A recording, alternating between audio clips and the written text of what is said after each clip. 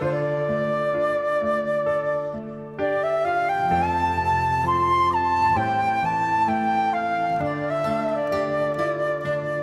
តីសង្ឃឹមដែលធ្លាប់សាងជាមួយគ្នារាល់វេលាតែងតែជឿជាក់លើរូបគេមិនដែលស្មានថាគេលួចលាក់បាំងមានថ្មីបំផ្លាញសម្ដីដែលធ្លាប់សច្ចាថាស្មោះពីផ្អែមល្ហែមដែលធ្លាប់ប្រាប់មករូបខ្ញុំតាមពិតស្នេហ៍ស្នងគឺស្នេហ៍បោកប្រាស់លួចមានគេលាក់បាំងរឿងទាំងប៉ុន្មានមិននឹកស្មានសល់ត្រឹមតែដានបេះដូងស្មោះទើបដឹងថាស្នេហាដែលខ្ញុំខំថែ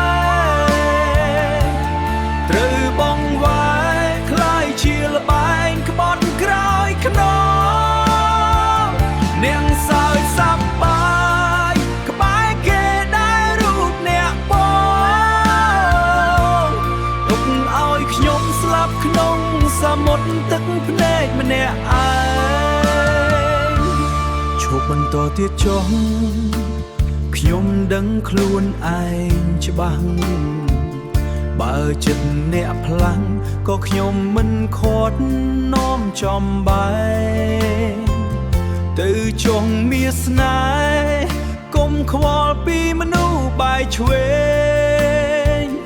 ដែលធ្លាប់ចាញ់ល្បែងនៃពាក្យសម្ដីក្បត់ក្រោយខ្នង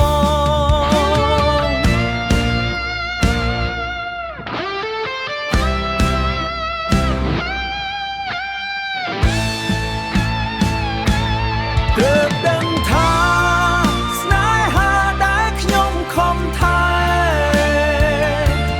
ត្រូវបងវាយคล้ายជាល្បែងក្បត់ក្រោយខ្នងនាងសើចសប្បាយក្បែរគេដែលរូបអ្នកបង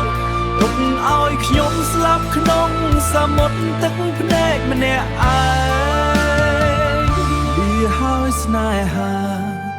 ដែលសាងលើភាពបោកប្រាស់